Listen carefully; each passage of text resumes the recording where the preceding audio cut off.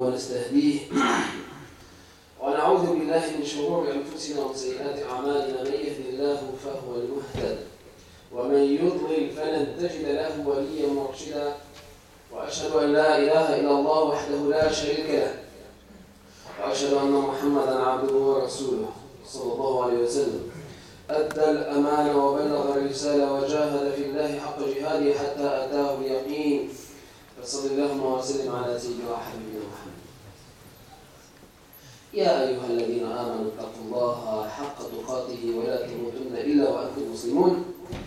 Chers frères et sœurs, on avait déjà entamé au début du mois dernier la série pour parler des objectifs des mérites de la salat. On ne parlera pas ici de la technique. Le comment, ce n'est pas le cadre de la faute. Voilà plutôt quels sont en fait ces fruits qu'il faut cueillir de la salat. On avait fait déjà une petite introduction, comme je disais, il y a un mois. On parlera aussi, Inch'Allah, dans la suite, bien sûr, ça va être une longue série, Inch'Allah. Quelles sont les causes pourquoi on n'est pas connecté avec Allah? Pourquoi on ne goûte pas à ce délice de connexion et de khushu' pendant qu'on est dans la salat? On donnera aussi quelques pistes, Inch'Allah, comment aller chercher à améliorer notre connexion avec Allah subhanahu wa ta'ala, en s'inspirant des modèles du prophète Mohammed sallallahu alayhi wa sallam et des sahaba et des tabi'in. Tout d'abord, on sait que chaque musulman, la salat fait partie des 5 piliers de l'islam. Elle est même la colonne vertébrale de l'islam, comme il dit le prophète sallallahu alayhi wa sallam. Jusqu'au point où le prophète sallallahu alayhi wa sallam, il avait dit فَمَنْ تَرَكَهَا فَقَدْ كَفَرَ. La salat est la colonne vertébrale de l'islam. Toute personne qui l'abandonne, qui ne la fait plus, il devient en fait non-musulman, quelque part. Alors, il y a eu un débat entre Imam Ahmad et Imam Shafi'i là-dessus. Imam Ahmad, il se réfère à ce hadith sur le plan littéraire. Il dit celui qui ne fait pas la salat, il est kafir. Et la référence, elle est là, la preuve de Imam Ahmad. Alors, Imam Shafi'i, qui était en fait doué dans les débats, jusqu'au point où quelqu'un il dit quand je vois quelqu'un débattre avec Imam Shafi'i, wallahi, j'ai pitié de lui. Tellement, je ne trouve pas. Imam Shafi'i dit c'est comme un lion devant lui. Mais il était fort dans les débats. Bref, Imam Shafi'i, je me dis, Imam Ahmad, il était l'étudiant de Imam Shafi'i. Il dit une personne qui, selon toi, n'est plus musulmane, qu'est-ce qu'elle devrait faire pour devenir musulmane? Si elle abandonne pas faire la salat, il faut qu'elle dise la shahada de nouveau. Il n'a jamais remis la shahada. Alors c'est là qu'en fait, il a eu gain de cause aussi là-dessus d'Imam Shafi'i. Donc c'est là qu'il a sorti en fait la formule d'Imam Shafi'i, kufrun duna kufr. Le fait de ne pas faire la salat par négligence fait partie de ce qu'on appelle kufr amali. C'est dans la pratique. Comme la foi, elle a trois pôles de manifestation, à travers la conviction par le cerveau, par le cœur, comme il disait savant, par la prononciation, c'est la shahada, et par la pratique. Les causes de négation de la foi ou d'hypocrisie, ça passe par les mêmes principes. Il y en a qui ont fait la négation de la foi par la pratique, et ça en est. Mais idéologiquement, il n'a jamais renié sa foi. Mais bref, vous savez, s'il faut en fait réduire une seule prescription qui a été révélée directement au prophète sallallahu alayhi wa sallam, son intermédiaire de Jibril alayhi salam, c'est la salat. La salat, il a reçu le prophète sallallahu alayhi wa sallam directement en montant au ciel, chez Allah subhanahu wa ta'ala. Et vous savez que le prophète sallallahu alayhi wa sallam, il a reçu cette prescription à l'âge de 10 ans, après donc, l'aventure de Taïf. Et c'est là qu'il montait au ciel, le prophète sallallahu alayhi wa sallam. Et pendant ces 10 années, qu'est-ce qu'il faisait le prophète sallallahu alayhi wa sallam? Qu'est-ce qu'il faisait le sahaba? Il ne faisait pas de salat? Non, elle a été réglementée 5 fois par jour pendant la visite au ciel. Mais pendant les 10 premières années, sachez que le prophète sallallahu alayhi wa sallam faisait la salat comme c'est écrit dans le Coran. Aqimi salata liduluki shamsi ila ghasaqi al-layl.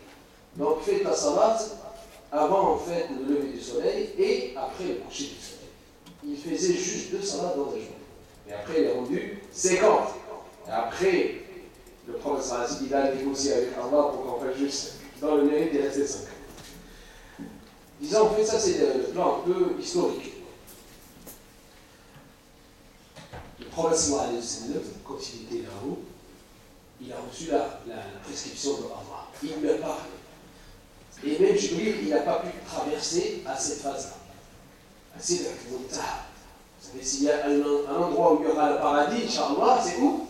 عند سدرة المنتهى عندها جنة المأوى. C'est là qu'il y a le paradis éternel. Dans cet espace, cette interface, si on peut en fait traduire exactement, c'est une interface au-dessus du 7e ciel entre le monde terrestre, le monde en fait, l'univers qu'on connaît ou qu'on ne connaît pas, et l'infini. Muntaha, c'est l'infini.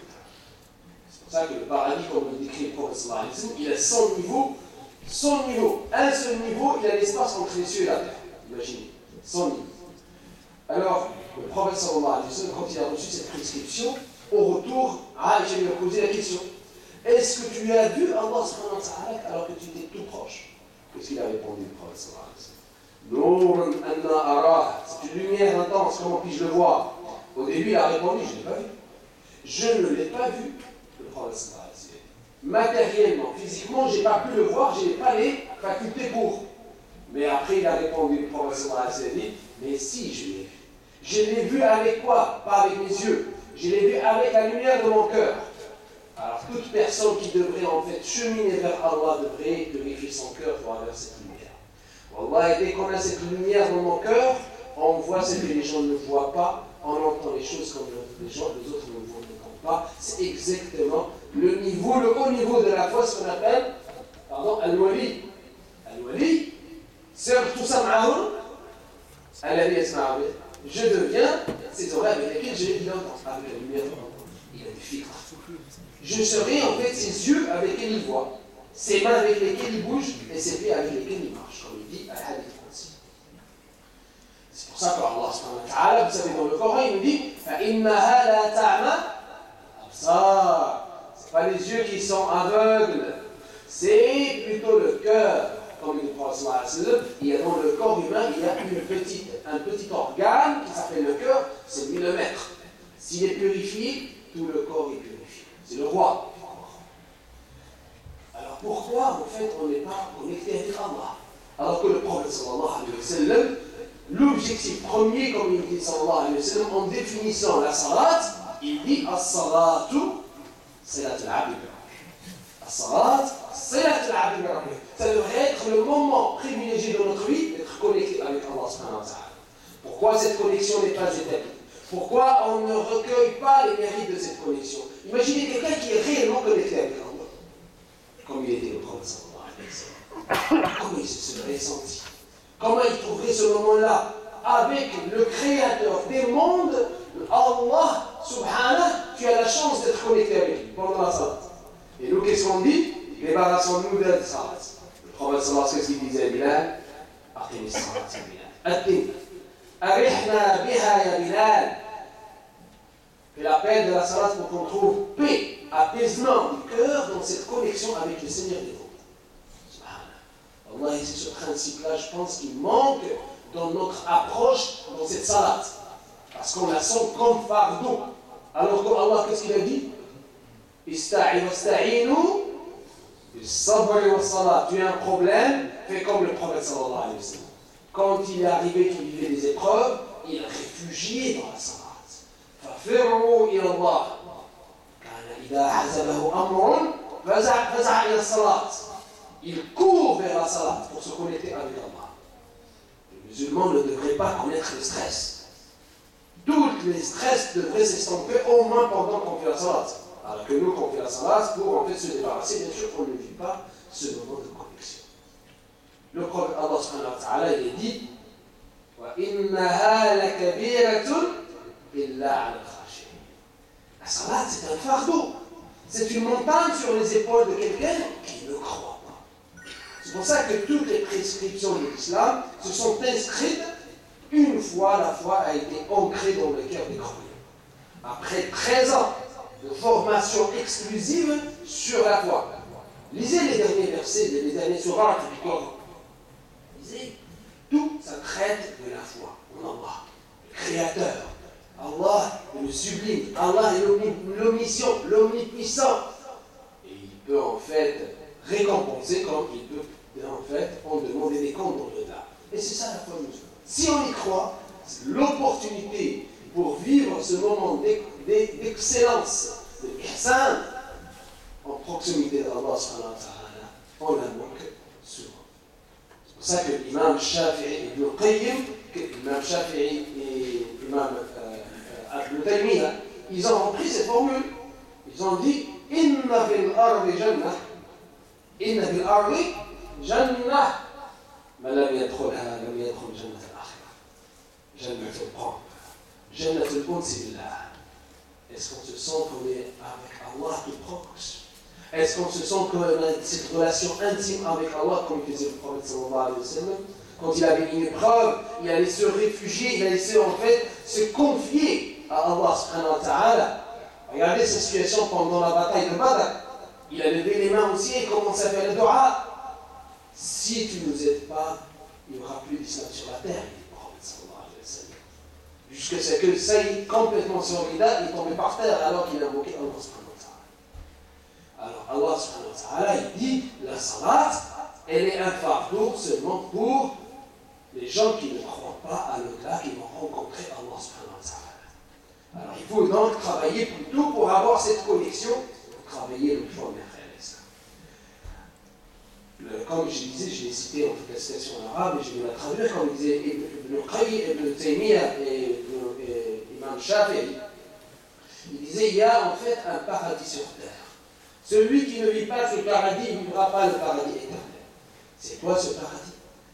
Quel se devrait être le meilleur paradis ici sur terre que plus que d'être connecté avec Allah? Il dit c'est le paradis de connexion avec Allah et de proximité, de vivre cette intimité avec Allah subhanahu wa ta'ala, surtout quand tu fais la salat, mon frère, ma soeur, tout seul. Quand je dis, une des indications de l'école du Ramadan, c'est quoi? C'est l'ikhlas. Pour deux choses. Tu jeûnes, personne ne sait que tu jeûnes. Tu fais la salade de la nuit, personne ne le sait. Et personne ne te force à le faire. C'est l'éducation en référence de l'école du Ramadan.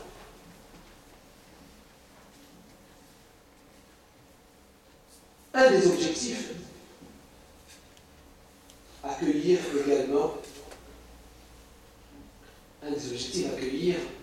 de la salat, c'est d'imiter les anges. Vous imaginez? Quelque part, l'islam veut qu'on doit en fait s'élever jusqu'à devenir comme un ange.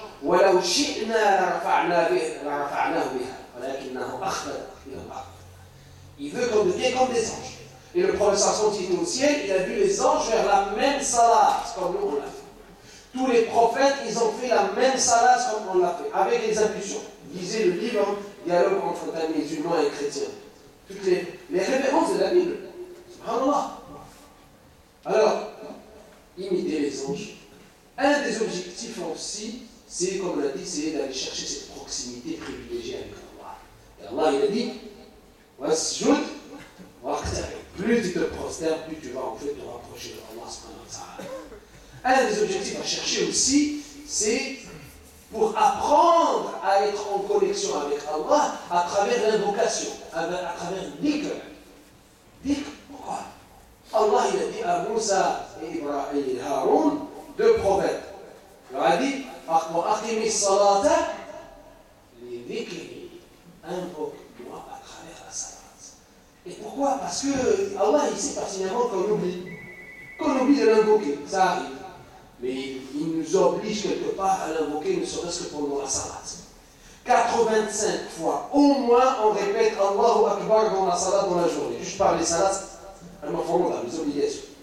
On répète, avant que je dise des erreurs, on répète 153 fois. Au moins, quoi? Subhanallah. juste dans les salades.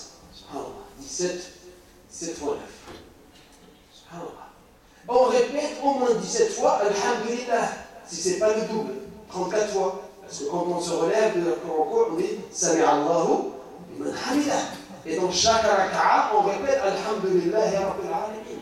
Il nous apprend en fait à aller comme il dit le prophète sallallahu alayhi wa sallam, La yazalu lisanuka ratbun bi dhikrillah. Il nous apprend ainsi, Allah subhanahu wa ta'ala, à entraîner notre langue à être tout le temps en contact avec Allah subhanahu wa ta'ala. C'est pour ça que Allah subhanahu wa ta'ala, qu'est-ce qu'il a dit? قد كان لكم في رسول الله أسوة حسنة لمن كان يرجو الله واليوم الآخر. Qu'est-ce qu'il fait après? وذكر الله كثيرا. S'il y a une chose qui est répétée qu'il faut faire plus souvent et plus de façon nombreuse, c'est quoi? C'est dhikrullah. وَلَذِكْرُ اللَّهِ أَكْبَرُ وَاذْكُرُوا اللَّهَ ذِكْرًا كَثِيرًا. Et à travers la salat, si on compte même les dhikrs qu'on fait après la salat et dans la journée, on va aller chercher jusqu'à 363 fois Subhanallah. Imaginez, est-ce qu'on s'est rappelé qu'on a fait ça? Au moins 153 fois dans salat et mafroud à chaque jour. On ne se rappelle pas. Parce qu'on le fait de façon mécanique. On le fait de façon automatique. À partir d'aujourd'hui, faisons l'effort de comprendre ce qu'on sait. Faisons l'effort d'être conscient qu'on est en train de glorifier Allah subhanahu wa ta'ala dans ce jour, dans le cours. اللهم اجعلنا كذلك يا ارحم الراحمين يا رب العالمين. نكتفي بهذا القدر. اللهم اجعلنا من الذين يستمعون القول فيتبعون احسنه.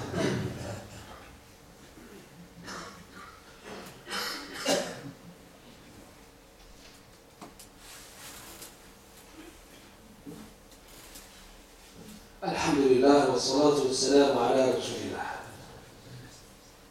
Comment s'approcher de Allah subhanahu wa ta'ala? On a parlé de la salat. L'exemple de référence, c'est le prophète sallallahu alayhi wa sallam. وَجُعِلَتْ قُرَّةُ عَيْنِي فِي الصَّلَاةِ. La meilleure chose que j'aime dans cette vie-là, c'est salat.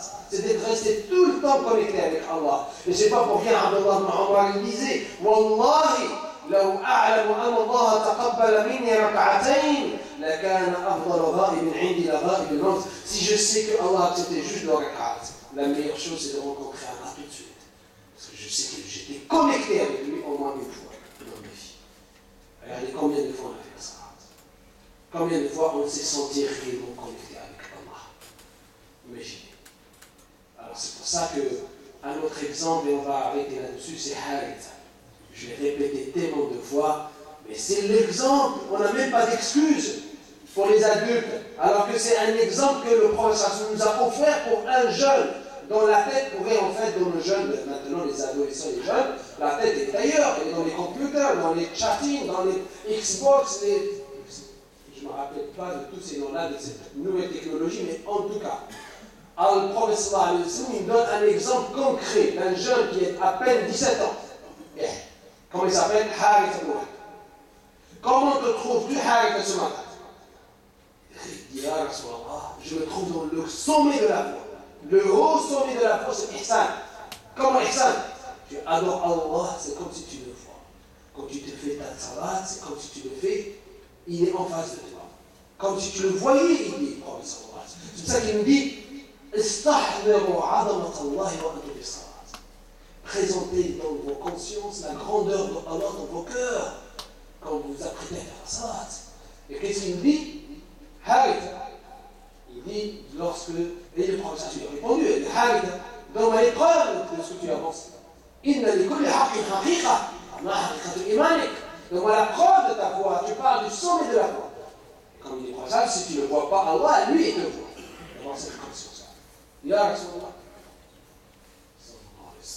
عزفت نفسي عن الدنيا فاستوى فيها عندي ذهبها وحصاها وأيقظت ليلي وأضمأت نهاري. Je me suis retenu de l'attachement à cette vie-là, jusqu'au point où le gravier et le lingot d'or à mes yeux sont rendus pareils. Et j'ai jeûné la veille et j'ai fait la salat de la nuit. J'ai fait une partie de la nuit à salat. Je suis connecté avec le Seigneur des mondes. Qu'est-ce qu'il a donné à Allah? Il a donné 3 mérites. Première chose, il dit